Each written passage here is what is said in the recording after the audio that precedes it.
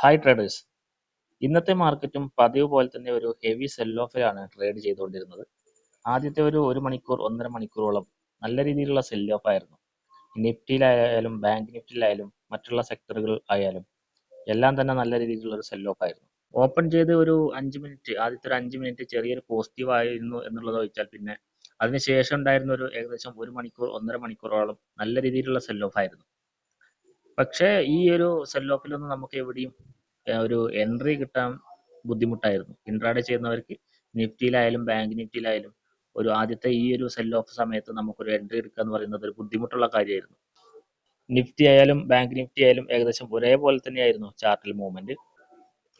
ഇതാണ് നിഫ്റ്റിയുടെ chart. Nifty ആദ്യത്തെ ഒരു 5 മിനിറ്റിന്റെ ക്യാൻഡിൽ മാത്രം ഒരു നല്ലൊരു ഗ്രീൻ ക്യാൻഡിലാണ്. പക്ഷെ അതിനുശേഷം ഉണ്ടായി കഴിഞ്ഞ എല്ലാ ക്യാൻഡിലും ഹെവി സെൽ ഓഫ് ആണ്. ഏകദേശം 1 മണിക്കൂർ അതിനുശേഷമാണ് മാർക്കറ്റ് ചെറിയൊരു ശാന്തമായത്. അതിനുശേഷം ചെറിയൊരു റിട്രേസ്മെന്റ് ഉണ്ടാവുകയും ചെയ്തു. ഇതാണ് ബാങ്ക് നിഫ്റ്റിയുടെ ചാർട്ട്. ഞാൻ ട്രേഡ് ചെയ്തത് ബാങ്ക് നിഫ്റ്റിയിലാണ്. ഞാൻ കൂടുതലായിട്ടും ബാങ്ക് നിഫ്റ്റി തന്നെയാണ് ട്രേഡ് ചെയ്യാറുള്ളത്. ബാങ്ക് നിഫ്റ്റിയിൽ കണ്ടാൽ അറിയാം, ആദ്യത്തെ സ്റ്റാർട്ടിങ് മുതൽ തന്നെ ഹെവി സെൽ ഓഫ് ആയിരുന്നു, കണ്ടിന്യൂസ് സെൽ ഓഫ്. ഇതിലെവിടെയും ഒരു എൻട്രി എടുക്കുക എന്ന് പറയുന്നത് വളരെ ബുദ്ധിമുട്ടാണ്. അപ്പോൾ ആദ്യത്തെ ഒരു മണിക്കൂർ കഴിഞ്ഞതിന് ശേഷമാണ് മാർക്കറ്റ് ഒന്ന് ശാന്തമാവുന്നത്. അതിനുശേഷം ഈ ഒരു ഗ്രീൻ ലൈൻ കാണാൻ പറ്റും ഞങ്ങൾക്ക് ഇവിടെ. ഇതെന്ന് പറഞ്ഞാൽ എൻ്റെ ഒരു അനാലിസിസ് പ്രകാരം ഞാൻ കണ്ടെത്തിയ ഒരു സപ്പോർട്ട് സോണാണ്. ഇവിടെ മാർക്കറ്റ് വന്ന സമയത്ത് മുന്നേ തന്നെ 2 സമയത്ത് ഇവിടെ വന്നപ്പോൾ അവിടെ നിന്ന് ഒരു പുൾ ബാക്ക് ഉണ്ടാവുകയാണ് ചെയ്തത് നല്ല രീതിയിൽ. അപ്പോൾ ഇവിടെ വന്നിട്ടും അതിനുള്ള സാധ്യത ഉണ്ടായിരുന്നു. അപ്പോൾ ആദ്യത്തെ ഒരു പുൾ ബാക്കിന് ശേഷം വീണ്ടും ഒരു ചെറിയ കൺസോളിഡേഷന് ശേഷം ഞാൻ ഇവിടെയാണ് എൻ്റെ ഒരു എൻട്രി ഞാൻ എടുത്തത്. ഞാനൊരു കോൾ ഓപ്ഷനാണ് എടുത്തത്. അത് കുറച്ച് സമയത്തിന് ശേഷം നല്ലൊരു മൂവ്മെൻറ്റ് ഉണ്ടാവുകയും എനിക്ക് നല്ലൊരു പ്രോഫിറ്റ് കിട്ടുകയും ചെയ്തു. അതിനുശേഷം പിന്നെ മാർക്കറ്റിൽ അവസരമൊന്നും കണ്ടില്ല. പിന്നെ ഒരു കൺസോൾട്ടേഷൻ ആയിരുന്നു. അതുകൊണ്ട് എനിക്ക് ഒരു ട്രേഡേ എടുക്കാൻ പറ്റിയിട്ടുള്ളൂ. അത് നല്ല രീതിയിലുള്ള പ്രോഫിറ്റിലാണ് ഞാൻ എക്സിറ്റ് ചെയ്തതും. അപ്പോൾ ഈ ഒരു പ്രോഫിറ്റ് എനിക്ക് എടുക്കാൻ പറ്റിയത്, ഈ ഒരു ട്രേഡ് എനിക്ക് എടുക്കാൻ പറ്റിയത് എനിക്ക് ഈ ഒരു അവസരത്തിന് വേണ്ടി ഞാൻ വെയിറ്റ് ചെയ്തുകൊണ്ടാണ്. ഇപ്പോൾ തുടക്കത്തിൽ തന്നെ ഇവിടെ നിന്ന് ഉണ്ടാകുന്ന ഈ ഒരു ഫാളിൽ അവസരം അയ്യോ നഷ്ടപ്പെടുമല്ലോ എന്ന് വിചാരിച്ച് നമ്മൾ എവിടെയെങ്കിലും കയറി എടുക്കുകയാണെങ്കിൽ ഒരുപക്ഷെ പ്രോഫിറ്റ് കിട്ടും. പക്ഷേ അതിന് നമുക്കൊരു സംതൃപ്തി കിട്ടില്ല. നമ്മുടെ അനാലിസിസ് പ്രകാരം അതിനു വേണ്ടി വെയിറ്റ് ചെയ്ത് അവിടെ നിന്ന് എടുക്കുമ്പോൾ അത് ഒരുപക്ഷെ ലോസ് ആയാൽ പോലും നമുക്ക് വിഷമവും ഉണ്ടാവില്ല. പക്ഷേ ഇന്ന് എനിക്ക് നല്ലൊരു പ്രോഫിറ്റ് ഇതിൽ കിട്ടുകയുണ്ടായി. ഇതാണ് എൻ്റെ ഒരു ട്രേഡിംഗ് സമ്മറി. ഇന്ന് 2200 ആണ് എൻ്റെ ഒരു പ്രോഫിറ്റ്. ഞാൻ ഒരു 48,600ൻ്റെ കോൾ ഓപ്ഷനാണ് ഞാൻ എടുത്തത്. അത് 609 രൂപ എന്നുള്ള റേഞ്ചിൽ എടുത്തിട്ട് ഞാൻ 683 രൂപയ്ക്ക് ഞാനത് സെല്ല് ചെയ്യാനുണ്ടായത്. ഏകദേശം 75 പോയിൻ്റാണ് ഞാൻ അതിൽ ബുക്ക് ചെയ്തത്.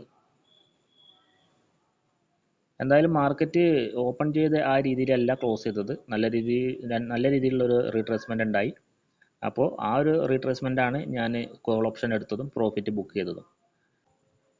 പിന്നെ നമ്മൾ ഈ ഒരു സാഹചര്യത്തിൽ മനസ്സിലാക്കേണ്ട കാര്യം, ഇപ്പോൾ എല്ലാ സെക്ടറുകളും മിക്ക സ്റ്റോക്കുകളും ഒരു ഓവർസോൾഡ് ഏരിയയിലാണ് ഇപ്പോൾ നിൽക്കുന്നത്. അപ്പോൾ നമ്മുടെ കയ്യിൽ എന്തെങ്കിലും റിസർവ് ക്യാഷ് ഉണ്ട് എന്നുണ്ടെങ്കിൽ നമുക്ക് കുറച്ച് സ്റ്റോക്കുകൾ വാങ്ങി ഹോൾഡ് ചെയ്യാനും, അല്ലെങ്കിൽ ഓൾറെഡി കയ്യിലുള്ള നല്ല സ്റ്റോക്കുകളാണെങ്കിൽ ആവറേജ് ചെയ്യാനും ഒക്കെ നമുക്ക് പറ്റിയൊരു അവസരമാണ് ഇപ്പോൾ ഉള്ളത്. ഇപ്പോൾ ഉണ്ടാകുന്ന ഈ ഒരു ചെറിയൊരു ക്രാഷിൽ നമ്മൾ പാനിക്കായിട്ട് കയ്യിലുള്ള സ്റ്റോക്കുകൾ വിൽക്കാതെയും കൂടുതൽ വാങ്ങാൻ ശ്രമിക്കുകയാണെങ്കിൽ നമുക്കതിൻ്റെ ഒരു ബെനിഫിറ്റ് വരും ദിവസങ്ങളിൽ നമുക്ക് എന്തായാലും കിട്ടും. കാരണം ഇപ്പോൾ മിക്ക സ്റ്റോക്കുകളും നല്ല സ്റ്റോക്കുകളൊക്കെ 25% to 40% ഡിസ്കൗണ്ടിലാണ് നിൽക്കുന്നത്. അത് നമുക്ക് നോക്കിയാൽ അറിയാം. ഓരോ സെക്ടറുകൾ എടുത്തിട്ട് അതിൽ നല്ല സ്റ്റോക്കുകൾ നോക്കിയാൽ അറിയാം. നല്ല രീതിയിലുള്ളൊരു ഡൗൺ എല്ലാ സ്റ്റോക്കുകളിലും ഉണ്ടായിട്ടുണ്ട്. അപ്പോൾ ഇപ്പോൾ വാങ്ങുകയാണെങ്കിൽ നമുക്ക് അതിൻ്റെ ഒരു ബെനിഫിറ്റ് എന്തായാലും വരും ദിവസങ്ങളിൽ കിട്ടും. അത് തീർച്ചയാണ്.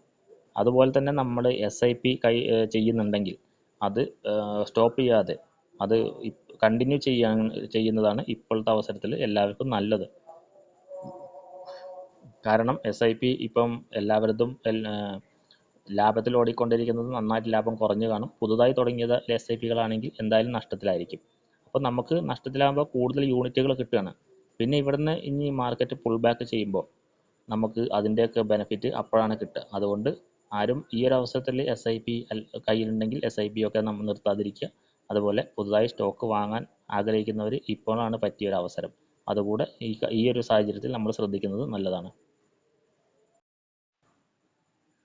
ഏതായാലും മാർക്കറ്റ് ഇന്ന് ഡൗൺ ആയിട്ടാണ് സ്റ്റാർട്ട് ചെയ്തത് എന്നുണ്ടെങ്കിലും അതിനുശേഷം നല്ല രീതിയിൽ റീട്രേസ്മെൻറ്റ് ചെയ്യേണ്ടായി.